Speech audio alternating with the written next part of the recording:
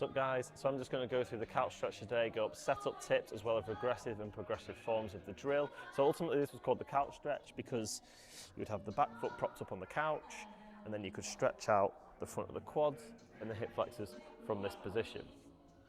Now when it comes to setup wise, you may put your foot up onto your couch, a chair, a bench, and you might notice that you feel really uncomfortable and your knee feels like a million miles away from the floor.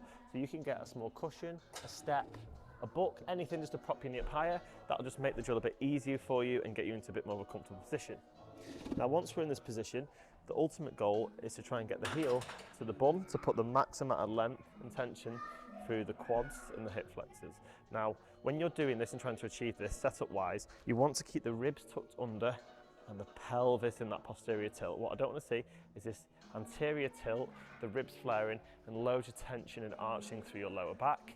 This is doing you no good. This is just a compensation.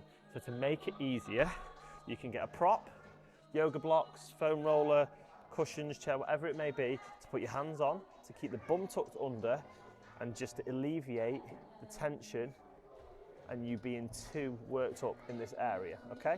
So from here then you can tuck under and slowly start to crank yourself up as much as you feel able. You can also achieve this by having like a broom handle or a stick. So just offload your body, keep tucked under, and then you can work comfortably through a range. Now, for those of you who find this really easy and you can get your heel to your bum and you're thinking, how do I make this harder? You can bring the back knee, the bent knee back as far as you can, heel to your bum. Now from here, I want us to reach up tall, okay? And I want us to try and arch back nice and slowly. Now you're gonna notice it puts extra length and tension through the front of that leg. You can make this even harder by adding a side bend to that. And yet again, you can altogether extend and reach away for the ultimate stretch. The goal here is to hold anything up to 2 minutes, okay? So when you're in this position, I don't want it to be completely unbearable from the off. You're just going to cause yourself too much harm and potential damage, all right? It should be uncomfortable. I work to a 7 out of 10 effort level, no more than a 3 out of 10, 4 out of 10 discomfort.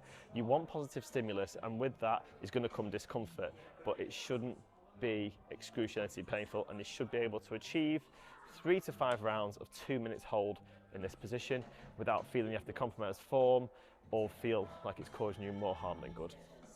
I hope you found that drill useful, guys. Make sure to follow for more.